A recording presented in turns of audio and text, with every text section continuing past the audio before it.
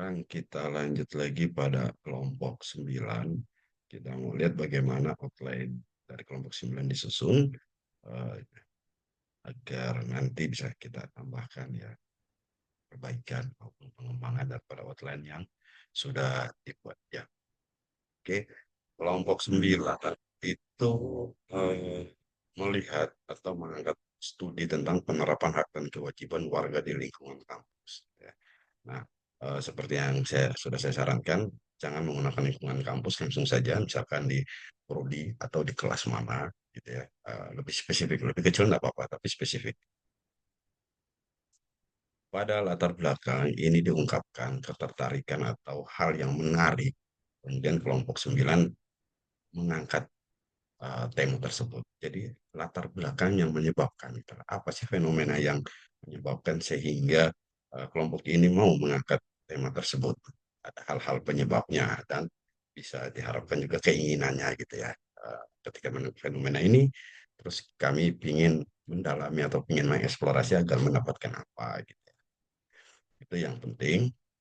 Jadi bisa ditambahkan di sini, dikembangkan. Terus kemudian tujuan proyek eh, ini dispesifikan lagi mahasiswa di mana gitu ya. Eh, jadi sudah bagus mendapatkan gambaran yang jelas ya mengenai mahasiswa dalam memahami dan menghargai hak dan kewajibannya. Silakan. Terus manfaat proyeknya, iya, oke. Pemahaman kelompok, oke, saya setuju, bagus. Terus ruang lingkup, jadi di sini sudah ditekankan wawancara ya. Berarti ini kualitatif, cuman sampelnya belum begitu jelas, masih umum sekali, harus dicantumkan. Oke, pada bab 2 atau bagian kedua deskripsi proyek. Nah, ini harusnya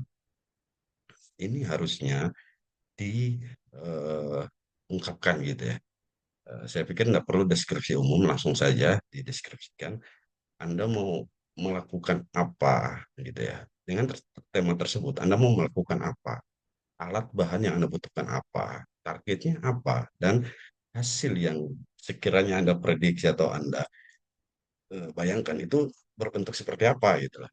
Nah, itu Anda ungkapkan pada deskripsi deskripsi ini. Nah, selanjutnya ada tugas dan tanggung jawab. Ini dibikin dalam tabel, terus jangan diberikan tugas berdiri sendiri seseorang ya. Saran saya ini agak terbalik, misalnya tulis nama terus tugasnya apa gitu di kanan. Wawancara serta membantu teman siapa gitu dalam mengedit video dan menyusun laporan. Misalkan seperti itu. Itu saran saya. Eh, jadi bisa kelihatan sangat jelas gitu ya. Tiap orang tugas dan tanggung jawabnya apa dalam kelompok. Terus metode yang digunakan. Oke, kalau interview atau wawancara yang dipergunakan bagus. Ini menjadi sebuah pola yang bagus ya buat saya. Terus analisis kebutuhan. Yang dibutuhkan apa sih? Misalkan, oke ini sudah bagus alat perekam HB, tapi dijelaskan eh, untuk merekam apa, untuk memotret apa, atau catatan, untuk dokumentasi. Oke, silakan dijelaskan.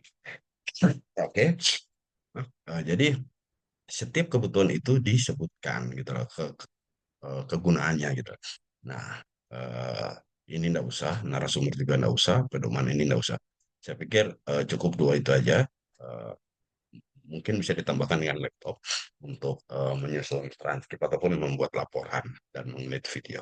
Oke, selanjutnya ada risiko yang dihadapi.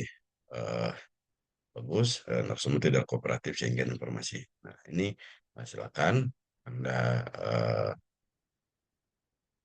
kembangkan sedikit lagi, jelaskan kenapa gitu, kenapa mereka sibuk, ya mungkin mungkin uh, narasumber Anda itu banyak perkuliahannya atau banyak jadwalnya, pada jadwalnya, karena di sini belum ada sampelnya ya.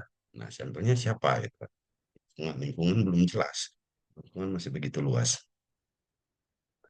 Terus sampai di bagian keempat rencana implementasi. Nah, rencana implementasi anggapan saya Anda tidak perlu membuat seperti ini, tapi Anda membuat seperti tabel yang sudah saya jelaskan beberapa waktu kemarin tuh. Jadi dibuatkan deskripsi. Nah, tahapan apa yang Anda mau lakukan pertama kali, yaitu Anda tuliskan. Misalkan tahapan Anda pertama kali adalah eh, merevisi, misalkan, oke, revisi.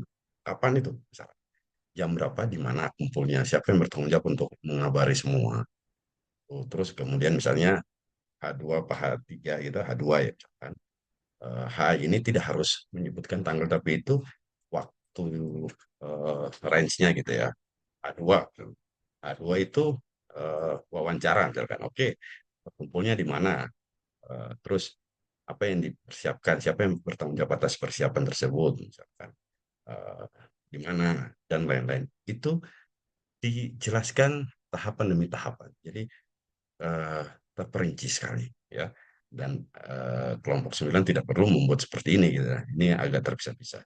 Nah, saya harap itu bisa dipahami oleh kelompok 9 dan video ini bisa membantu dalam rangka perbaikan. Sekian, terima kasih. Assalamualaikum warahmatullahi wabarakatuh.